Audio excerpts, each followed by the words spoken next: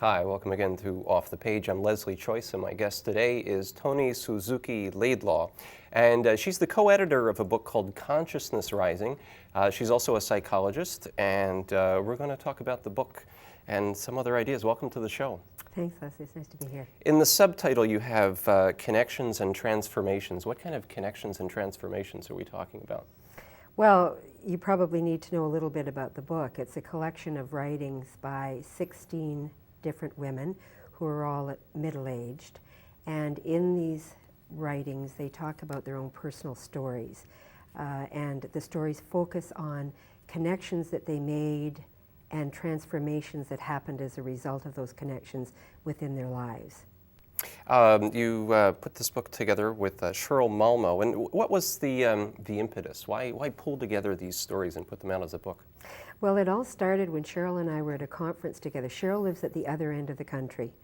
She comes from Edmonton, and I'm from Halifax, and we try to get together at least once a year at a conference. We're very old friends and colleagues. And Cheryl also is a psychologist. And we were sitting together at a conference in San Francisco about 3 years ago, thinking about the impact that the women's movement had had on us as we were thinking about coming to the end of the millennium and what that had been like for us, and realized it had had a really profound impact on us. It was a major part of our lives. And we knew that there were a lot of other women out there who also had experienced this exciting time of the women's movement as a major part of their lives. And I think that was part of the impetus to do it, to sort of reflect at the end of the century. Yeah, and it was quite an incredible time to live through if you were a woman and if you were a feminist and you were interested in all of those political and social changes happening. Absolutely. And Cheryl and I we were students together taking our degrees at the University of Alberta. And we had our professors it was during the time where they were saying things like, very individualistic things like let it all hang out and be here now, and those kinds of things, very individualistic kind of stuff. But in our consciousness raising group, we were getting quite a different message about the importance of connection and community and a collegial way of looking at the world. So we really probably took more from the women's movement and from our consciousness raising than we did from our professors. In the introduction to the book, you speak about those negative messages that hinder growth. What are some of those negative messages? Well, from our experiences in our time, and I mean, one hopes that they've improved somewhat. We'd have to ask younger women specifically, but we got a lot of messages about what it was to be appropriately feminine, what kinds of ambitions we should and shouldn't have, how we ought to be with men, how we ought to be with each other, many of them very negative messages, and many of them internalized. Poverty, I mean, women experience so many awful things as women. Obviously, there are individual differences and diversity within the experiences of women, but at that time we were just coming to understand that we did share things as women, even though we were a diverse group, and that many of those negative messages would get internalized. Now, this is a book of stories, and of course, storytelling is a powerful theme in there. We all have a kind of a plot going in our lives, a storyline going through our head, a screenplay, whatever it happens to be, and we're either the hero, or the winner, the loser, the victim, or whatever. Sometimes those are very positive plot lines going on, and sometimes they're negative. What if you have a negative one going? What if your story has created a victim out of you and you see yourself as a victim? How does an individual begin to change that? Well, the first thing that they have to do is really understand and recognize and have some kind of awareness of that victimization, and that's not always easy. I mean, people aren't always aware of some of the things that are really having negative impacts in their lives. And this was precisely what the consciousness raising groups of women's groups did, was to help us identify things that we thought were maybe just what we had to accept, to realize that we didn't have to accept them, that these were things that were really problems. So I think the first thing is awareness. And once you've made that kind of awareness, then you're in a position to try to implement some kind of change. I mean, obviously there are a lot of other things going on. There are political and social barriers that take a lot of work and need a lot of time. But as a psychologist, I believe you also have to look at the personal level and not only at the political and social level, even though that's important. Does a book like this help a person in that way by hearing other people's stories of transformation? I certainly hope so, and I certainly think it did for me and for lots of other women that we've actually talk to. I just received actually an email from one of our contributors, Barbara Cottrell, who was born in England and has a friend who lives in Ireland that she hadn't seen in 30 years. And she was away and gave her a copy after 30 years of this book because she's a part of it. And she asked, just invited her to read it, and this woman sent a really wonderful kind of response, which I think is the sort of response. And I bet you have it with you and here today. I have it with me, and if you're hear it. interested, Yeah. I'd love to. So this is a response from a reader in Ireland. Yeah. That's right, whom I've not met, but Barbara shared it with me, and I think the audience would be interested. She wrote this. I pick up the book, and the page falls open, and I read something about how our bodies never lie. They store up our pain. Suddenly I am crying. Sobbing, I fall asleep. I wake in an hour or so much better. I'm feeling much better. I read another chapter and am overcome with the gratitude for the sharing. Well, that's quite a powerful response. Yes. A lot of these stories are about midlife transformation. Is that something that's radically different from men to women? Well, I can't speak for men's experience. Give me your educated guess. Come on. It's different. I really don't want to speak for men, but I do want to speak for women, and certainly the women who were here.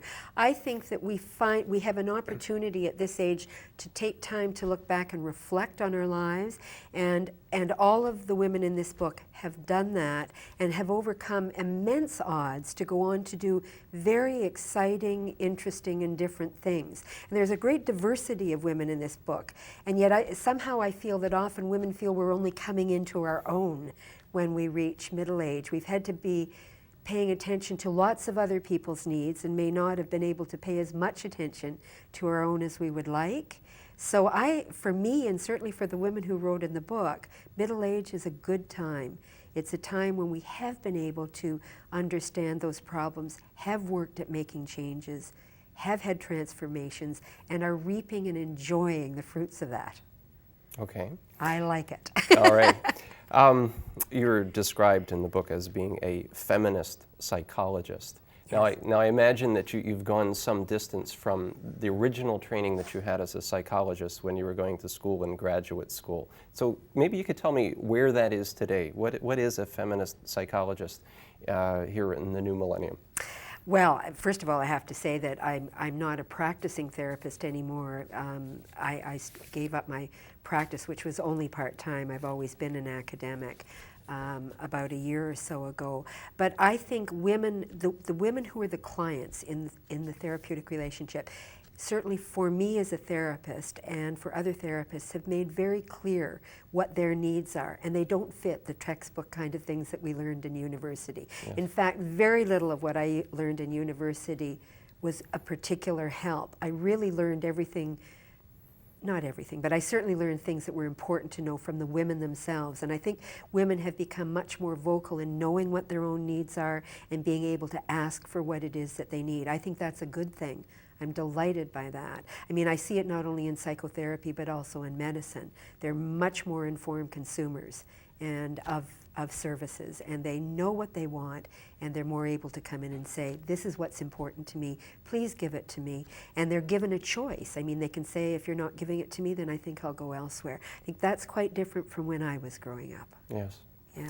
Sherry Fitch is one of the writers who's in here. Yes. We've had Sherry Fitch on the show, and she writes about her transformation as an individual and as a writer as well, and speaks about the dragons that were in her path, Yeah. the factors that inhibit transformation. What are some of those factors for Sherry or for other people? Well, they were all different, which is what's really interesting. I mean, you know, Sherry had some in terms of growing up and her own creativity. Rosa Spicer, who writes about body image, had issues around parents who were survivors of the Holocaust and coming from a very poor background. Soledad Gonzalez, who came from South America as an immigrant, and her experiences. I mean, there are many, many, many different experiences, and I think they are really very diverse. What they share, what we share as women, is we were able to, through outside help and through our own internal resources, in psychology it would be called to reframe some of these negative beliefs and to move on to something more positive. Now in the women's movement, that would have been called consciousness raising. So it's really, they're very much the same thing. There are different kinds, as I say, different kinds of issues that these women bring, but they all ended up making major transformations in their life that were constructive and positive. Yeah, the book certainly illustrates that women have many more choices, many more opportunities now, especially when it comes to that point of the midlife transformation. Does that present a whole new set of problems, however, for some?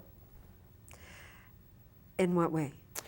Just having too many opportunities. Perhaps in the past, if the limitations were there and your choice was between A or B, now it's A, B, C, D, on through to Z. And I think that it presents some complex problems occasionally. Yeah, you hear younger people saying that. I mean, do I have to make choices between careers and families and so on and so forth? And I think those kinds of issues are issues that younger women are concerned about.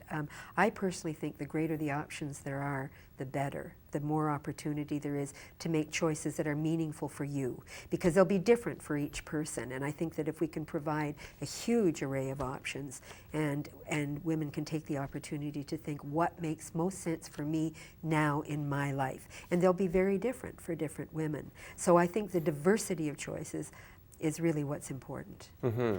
One of the stories reflects on motherhood, and I wonder if the old truism, is it still exist at all, that we become to some degree our mothers and our fathers as we grow older, that we inherit some of their personality, or is that old idea out the window altogether? Well, I can only speak for myself, and I actually talked about my father a great deal in my chapter, not my mother, and I reflected up because my chapter was dealing with men and my experience with men, and I realized that although there were things that I didn't like, there were things that I greatly admired, and in fact he had a profound influence on my life. I think what's important is to be able to separate out what's valuable and take that with you, and to leave behind what isn't good. But I think, yes, I think we can't help but be influenced by our families, both for good and for bad. And the question is to become aware of what those influences are, to identify them, to recognize them, and to find ways to make choices about what to keep and what to get rid of. You admit in your essay there that you still measure other men by your father. I do. Yeah, so you're still hanging on to that. How does that work? Well, the good things that he gave me were things like he was a very gentle man, he was a very loving man, and he was a man who had no artifice.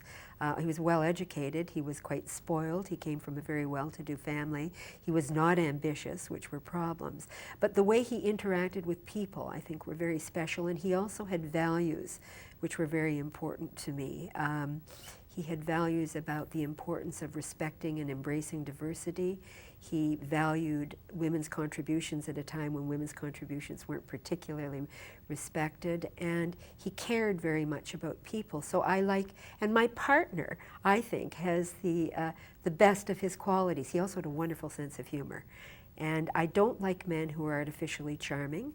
And I do like men who are affectionate and can share their feelings. And I absolutely enjoy men who are political and who have a good sense of humor. Sounds like a pretty good yardstick to measure other men by. My guest today is Toni Laidlaw. We're going to take a break right now, and we'll be right back after this.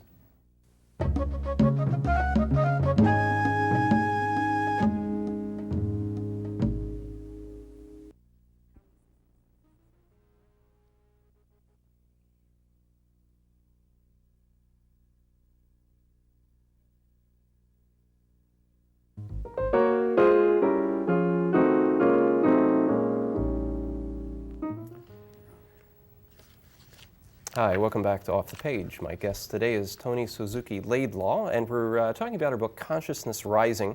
And there is an essay by yourself in that book, and you write about men. Contradictions involving men. It seems to be that you can't live with them, can't live without them.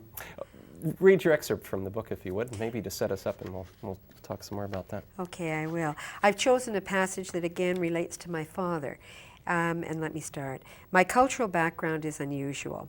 I am the product of a father who was half Japanese, half Scottish, and a mother who was of Polish, Jewish, American origin.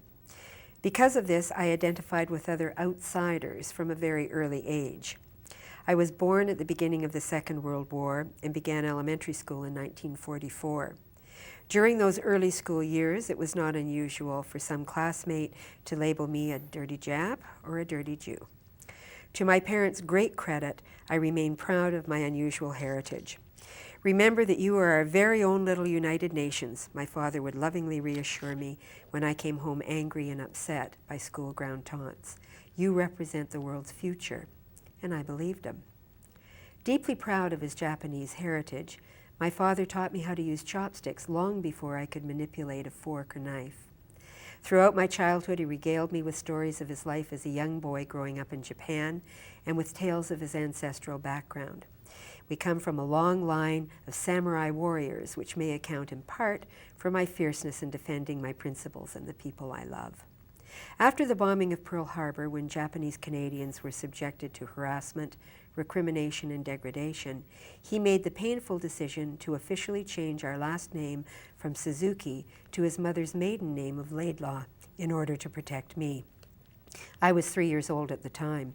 When I married for the second time many years after my father's death, Auntie Nettie, his older sister, presented us with my great-grandmother's silk kimono, which her women friends had made for her 60th birthday. I asked my aunt why the kimono seemed designed for someone very young, and she explained that a 60th birthday is particularly significant for the Japanese. It means you have completed one full cycle of life and are entering your second, beginning once more at childhood. I have decided that for my 60th birthday, to honor my father and my Japanese heritage, I will reclaim the name he so generously gave up during my first childhood. Officially, I will become Toni Suzuki-Laidlaw. And that happened last July. Wow. Yeah. So for a very staunch feminist, it seems that you're embracing something very positive about men, about your father, and about that kind of thing. Is that part of that contradiction? Yes. I mean, I've had wonderful experiences with men throughout my life, and I've had very negative experiences with men throughout my life. And I think the important thing is not to generalize. And I do say that. It was very good for me to reflect on this. Yes. It was very interesting to do it. It was very scary, Leslie, because I'm an academic, and like many people in the book, I'm not used to writing from a personal point of view. And many of us were quite terrified about that. I mean, we felt, oh my goodness, we're going to be out there, you know, people can judge us. Sure, you're exposing yourself. We're exposing ourselves. And then telling I the thought, truth. is this just complete egocentrism to be talking about ourselves? But then we came to understand, we all kind of felt like this, and that our own stories do have value. Different ones will resonate for different people, but there is something really valuable in describing the narrative of your life. And then sharing it with other people, encouraging them to do very much the same thing. Absolutely. I noticed, of course, many of the women who were having their midlife transformation, it takes on a very spiritual aspect. Yeah. But I would say in a lot of cases it's a non-traditional spiritual quest. Why do you think that is that women are searching out and, you know, alternate paths of spirituality? Well, certainly amongst my friend, particularly amongst feminists, even those who remain within traditional faiths, they have questioned the kind of very male orientation toward those faiths. So we have Shelley Finson talking about how she had to rethink her notions of Christianity. And then we have people who say, I just can't accept that. It's just not my history, it's not my story, it's not my heritage. And so we have people like Cheryl Malmo in the book talking about how she came to understand spirituality through her goddess learnings, what she learned and felt, and her sort of voyages that she made to discover the goddess. And then we have Nada Hyde talking about the strong native traditions that had resonance for her. So again, I think it's women recognizing there are many, many possibilities out there, and I have the right to look for one that resonates and makes sense for me. And that's what I think women are doing. In an earlier book of yours, Healing Voices, I interviewed you, I think, several years back when that came out, and you offered some insight into how people recover from truly damaging childhoods. What's the very first steps that an individual makes if you had a disastrous childhood, a traumatic childhood? How do you begin to recover from that as an adult? That's a huge question. I know it is, but you're going to help me out. And I'll help you. I'll do the best I can. Well, I think What will often happen is what will bring people into some kind of a therapy to help recover from these dreadful events is it can be a variety of things. It can be post-traumatic stress symptoms that just become so difficult that people can't carry on their lives as they had before. Some people do try to manage, but then it becomes too difficult. And it's at that point when they acknowledge they may not know why, they may not understand what it's about, but they know that they cannot go on the way they are. And that recognition, I think, is the first step. And once they do make that recognition, the hope is that they can find the appropriate person or people to support them in the healing work that they have to do. And in the practice of psychology, what percentage of it do you think is science now? And then what percentage is something else, whether we call it art or another term? Well, if you're talking about psychotherapy, I would say it's probably 40% to 60% or 50%, depending on the orientation. If you're talking about psychology generally, it's still very much grounded in what I call traditional science. It's more the practitioners who are actually understanding and going back to the notion of the art. But I think that any work that we do does have to be grounded in evidence and in things that are going to be helpful for people. So I do think that training is critical. I don't think anybody can be out there doing it. Yes. And I think that's very, very important. But what constitutes science is changing now too, the notion of what constitutes science. And again, I think that's a good thing. I think it's opening up the field of what we mean by science. We want to know what works effectively and doesn't do harm. And we need to have evidence of that. Yes. My guest today is Toni Suzuki-Laidlaw, and we're going to take a very short break, and we'll be right back after this.